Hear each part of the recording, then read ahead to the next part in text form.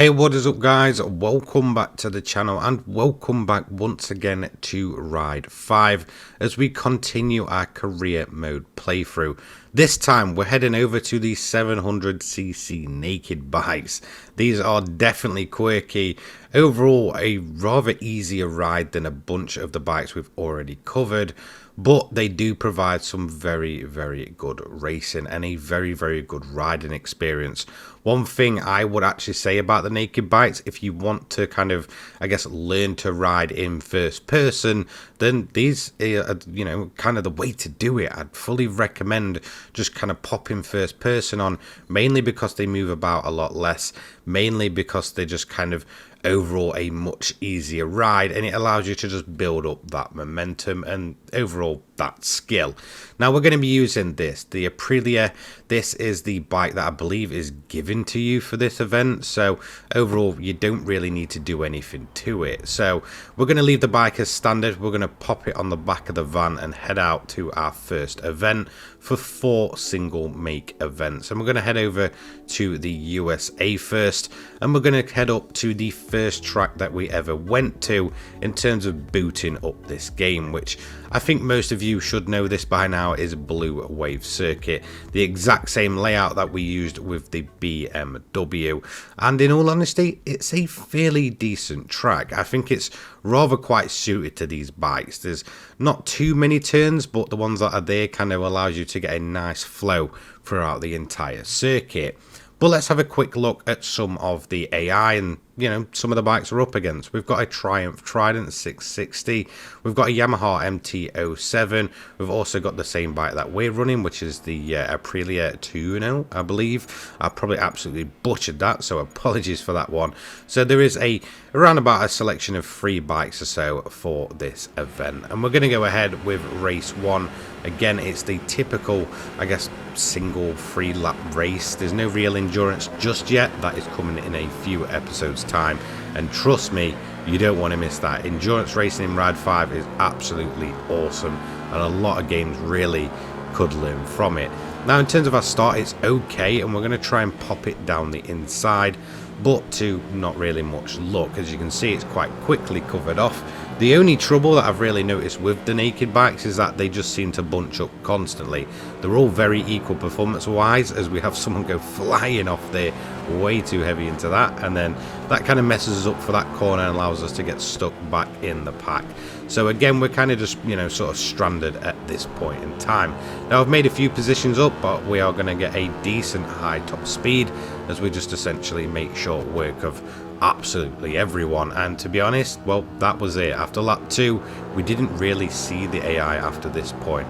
Now a quick little thing to note about this race is there's actually, I guess time duration or whatever, it kind of takes you through the day, and it will start to fall into night as you come to the final lap, which I thought was pretty cool, but again still a little pointless considering it's just a 3-lap race. It's a little bit weird. It makes more sense when you kind of see that thing in some of the endurance races later on in the game. So we're going to take a nice easy win for race 1.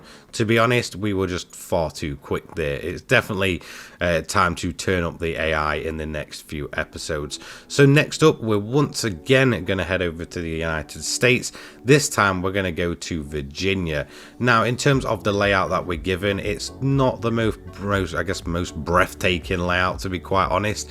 It's a rather standard layout. There's nothing too special. There's a nice little tricky section that can really catch you off guard, and I know multiple times it's kind of caught me off guard there, where it sort of dips left and right downhill and it's kind of blind on its entry. And apart from that, the rest of the track is just a little bit dull, mainly just because I don't think this one really suits the naked bikes. These feel much more cruiser-like than they actually do racy, which is, might sound weird considering it's a 700cc bike, but that's just the way I feel about these bikes. Now we do get a really good start here, but we're straight into the back of someone, meaning that we lost a ton of momentum. But we did take a nice early lead as we go through that left-right section that I mentioned, where it's almost blind on entry. Take a nice little tap in the rear, but we do manage to get going once again. And sadly, it was just kind of the same story as Blue Wave, where, we kind of just drifted off into the distance. The AI just not putting up much of a fight. I'd actually, be quite comfortable in saying these naked bikes are actually the easiest championship so far, and I think a lot of people will feel that way as well. For some reason, the AI just doesn't seem to perform really that well on them, even when we're kind of, you know, got a lot less rating overall than some of the other bikes in the event.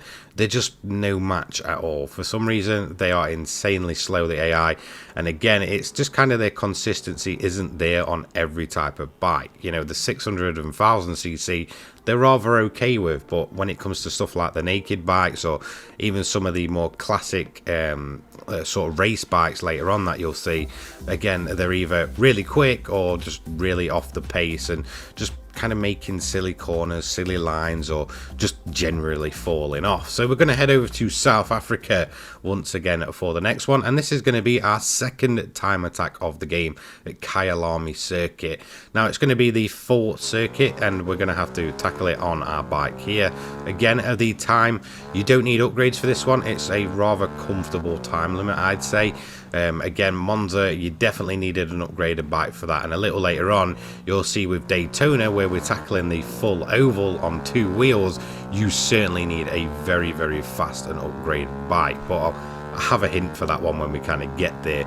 Again, if you're trying to tackle it on the bike that you'd naturally be given for that event, for the 1000ccs, then yeah, you're probably going to have a tough time. At least, no, for me, I was given a Honda, one of the older models, and it just wasn't working. So I went to one of the CBR Fireblades.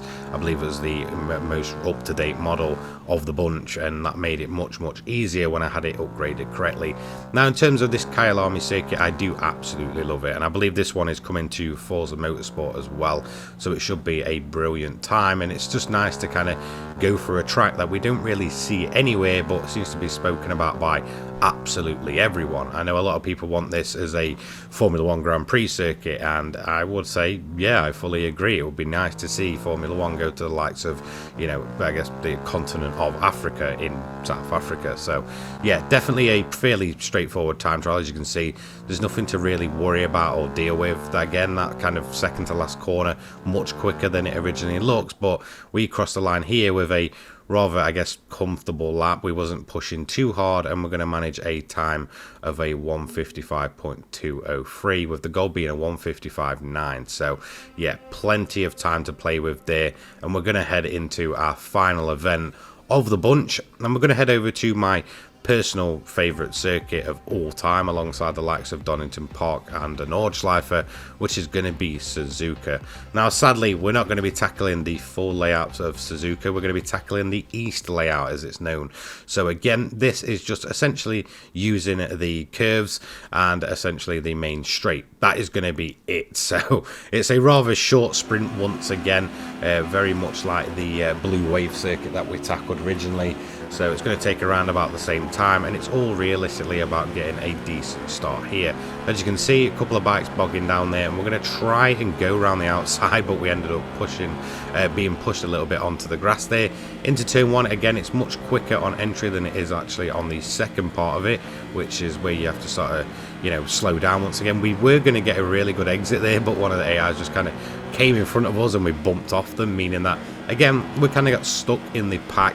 And I'd say that's the worst thing about the naked bikes. As cool as they are, once you kind of get stuck in the pack or take a bit of contact, it's rather difficult to kind of get out of it. For some reason, these bikes just feel so big on track. Even the 1000cc bikes feel like they race better side to side. Even when they're kind of packed up, you can usually have a much cleaner race overall.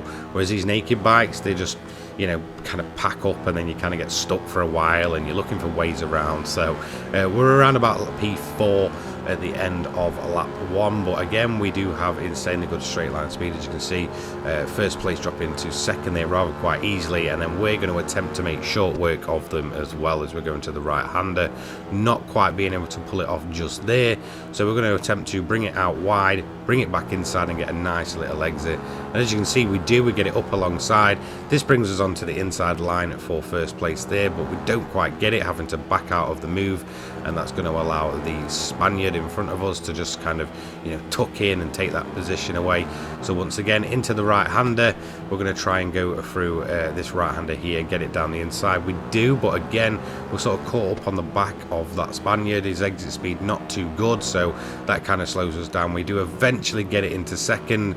I'm going to try and get it on the inside. I'm going to think about it and then eventually get it done as we get a much better exit. Again, the AI just not too great on their exit speed as we go ahead to do the final lap. And well, that was it. The AI at that point, no bother. It's going to start going into sort of sunset to the end of the day into the night, and that's going to be it, rounding us up with a fastest lap of a 56.3 and completing all 4 of the events for the 700cc naked bikes. Now next time we have a championship using the naked 700s. As you can see, it's called the Naked 700 International Championship, taking us back to Blue Wave on its main course, the Snetterton 100, which is a very short course and one you've seen, and then having a proper full-blown race at Kyalami GP circuit, which again, I absolutely love that track and I cannot wait to see it in the new Forza as well. So that's going to round us up for this episode. I honestly massively enjoy these bikes. They're rather quite quirky, although they're not the best race bikes and they feel more like cruisers. It's a definite change of pace from the likes of the 252 strokes, the 600 sport bikes, which we've seen plenty of up until this point. And then once we've covered these ones, we're going to do some classic endurance racing, which you definitely don't want to miss. Endurance racing in Ride 5, absolutely incredible. And honestly, hats off to them for making those races as good as they are. There is a ton of strategy you can put into them, and I'm massively enjoying my time with those. Once we've covered the more classic side of the bikes, we're then going to move in to the 1000cc sport bikes to round off, I guess, this first section of our career mode. So again, I'm going to try my best to get an episode out either every day or every 2 days or so. So, you know, if you do want to follow me on this journey, I'm going to play through all of Ride 5 with you guys to get the entire world tour, career mode, whatever you want to call it, covered together. So you can watch my journey from an absolute terrible rider to hopefully at least competent come the end of this playthrough. Thank you so much for watching. I'll see you all in the next one. Take care, guys. Peace.